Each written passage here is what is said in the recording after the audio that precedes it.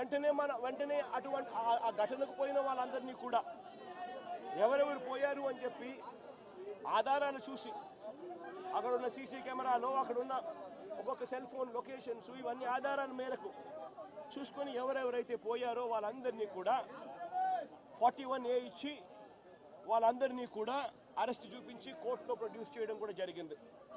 ఎందుకంటే 7 ఏళ్ల లోపు ఉన్న కేసు ఇది. శిక్షా కాల పరిమితి 7 ఏళ్ల లోపు ఉన్న శిక్షా కాల పరిమితి ఉన్న కేసు ఇది. కాబట్టి దీంట్లో అరెస్ట్ చేయడం అన్నది it does not serve the purpose. కాబట్టి 41A ఇచ్చి కోర్టుకు హాజరుపరచడం కూడా జరిగింది. మన ఇంత నిబద్ధతతో ఆ రోజు మేము అడుగులు వేశాం. ఇంత నిబద్ధతతో ఆ రోజు నిబద్ధతతో అడుగులు వేసి వాళ్ళందరినీ కూడా హాజరుపరిచి 41A కింద వాళ్ళందరికీ కూడా నోటీసులు ఇచ్చి వాళ్ళందరినీ కూడా కోర్టుకు ప్రొడ్యూస్ చేశారు. నేను అడుగుతా ఉన్నా, ఈరోజు సురేష్ కానీ లేకపోతే వీళ్ళు అరెస్ట్ చేసిన డిప్యూటీ మేయర్ హస్బెండ్ కానీ వీళ్ళల్లో ఏ ఒక్కరైనా కూడా ఆ రోజు కనీసం లొకేషన్లో ఉన్నారా? వీళ్ళ సెల్ ఫోన్లు ఎక్కడున్నాయో ట్యాగ్ చేస్తే తెలియదా? తెలుగుదేశం పార్టీ ఆఫీసులో సీసీ కెమెరాలు ఉండవా? ఆ సీసీ కెమెరాల ఫుటేజ్ చూస్తే తెలియదా? మరి అలాంటప్పుడు వీళ్ళెవరూ లేనప్పుడు 4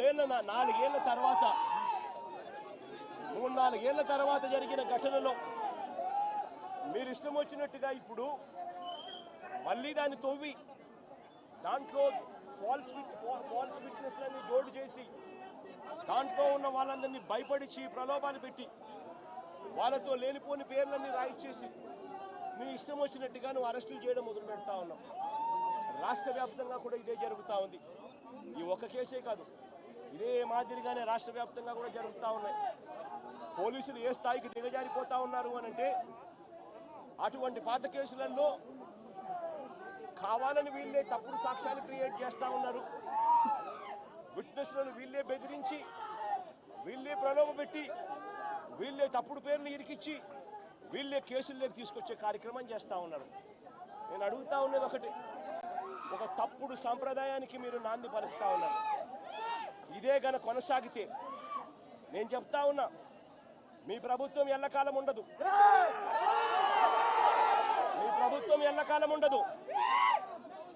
ఒక తప్పుడు సాంప్రదాయానికి మీరు బీజం వేస్తూ ఉన్నారు. ఇదే తప్పుడు సాంప్రదాయం ఒక సునామీ అవుతుంది. రేపొద్దున మీ నాయకులందరికీ కూడా ఇదే గతి పడుతుంది. ఇదే జైల్లోనే మీరంతా కూడా ఉంటారు.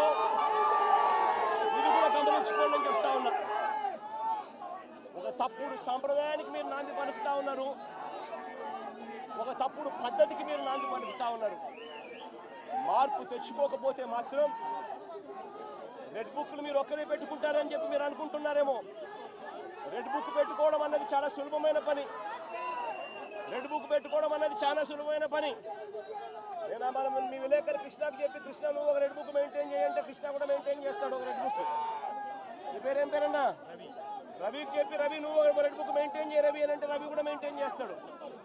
అదే కదా ఘనకార్యం కాదు, గొప్ప పని కాదు. ఆ తర్వాత రెడ్ బుక్లో పెట్టిన పేర్లన్నీ చూసుకొని వాళ్ళని ఇరికించడము, వాళ్ళ ఇళ్లను ధ్వంసం చేయడము, వాళ్ళ ఆస్తులను ధ్వంసం చేయడము, వాళ్ళ మీద దొంగ కేసులు పెట్టడము, ఇదే ఒక పరిపాలన కింద రాజ్యాధికారం చేయడం మొదలు పెడితే మాత్రం రాజ్యాధికారం ఎలా ఉంటుంది అంటే ఇప్పుడు చంద్రబాబు నాయుడు గారి పాలన ఎలా ఉందో అలా ఉంటుంది. చంద్రబాబు నాయుడు గారి ప్రభుత్వం వచ్చి 3-4 నెలలు కూడా కాయిపోలా. ఈ 3-4 నెలల్లో చంద్రబాబు నాయుడు గారి పరిపాలన ఎంత దారుణంగా ఉంది అని అంటే నిజంగా నాకు ఆశ్చర్యం కలిగించే విషయాలు, ఆశ్చర్యం కలిగించే విషయాలు కనిపిస్తాయి. ఇదే పెద్ద మనిషి చంద్రబాబు నాయుడు గారు ఎంత రెడ్ బుక్ పాలనలో నిమగ్నమై ఉన్నాడు అని అంటే, పరిపాలన ఎంత గాలికి వదిలేశాడు అని అంటే, ఇదే పెద్ద మనిషి చంద్రబాబు నాయుడుకు తుఫాను వస్తూ ఉంది అని సంకేతం తెలుసు. బుధవారం నాడే తుఫాను, శుక్రవారం సాయంత్రం నుంచి తుఫాను రాబోతా ఉంది, భారీ స్థాయిలో వర్షాలు పడతాయి, అతి భారీ వర్షాలు కురుస్తాయి శుక్రవారం సాయంత్రం నుంచి అని తనకు అలర్ట్ వచ్చింది. బుధవారం నాడే చంద్రబాబు నాయుడు దగ్గర బుధవారము, గురువారము, శుక్రవారం మధ్యాహ్నం దాకా టైం ఉండేది.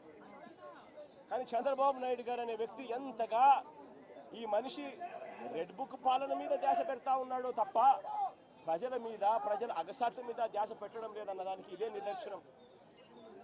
2.5 రోజు టైం ఉన్నా కూడా బుధవారము, గురువారము, శుక్రవారం మధ్యాహ్నం దాకా టైం ఉన్నా కూడా చంద్రబాబు నాయుడు గాలికి వదిలేసాడు ప్రజలను. తాను అదే రోజే, బుధవారం రోజే అలర్ట్ వచ్చిన రోజే తాను రివ్యూ మీటింగ్ తీసుకొని ఉంటే డ్యాములన్నీ ఒకవైపున నిండి ఉన్నాయి అనే సంగతి తనకు తెలుసు. పై రాష్ట్రాల నుంచి, మహారాష్ట్ర నుంచి, కర్ణాటక నుంచి, తెలంగాణ నుంచి నీళ్లు వస్తున్నాయని సంగతి తెలుసు. మాన్సూన్ వల్ల అటు పై రాష్ట్రాల నుంచి వరదలు వస్తూ ఉన్నాయనే సంగతి తెలుసు. మన రాష్ట్రంలో కూడా తుఫాన్ రాబోతా ఉంది అనే సంగతి కూడా తెలుసు. మరి అలాంటప్పుడు చంద్రబాబు నాయుడు ఏం చేయాలి? బుధవారం రోజు రివ్యూ తీసుకొని రెవెన్యూ సెక్రటరీని, చీఫ్ సెక్రటరీని, ఇరిగేషన్ సెక్రటరీని, హోమ్ సెక్రటరీని వీళ్ళందరినీ కూడా పిలిచే కార్యక్రమం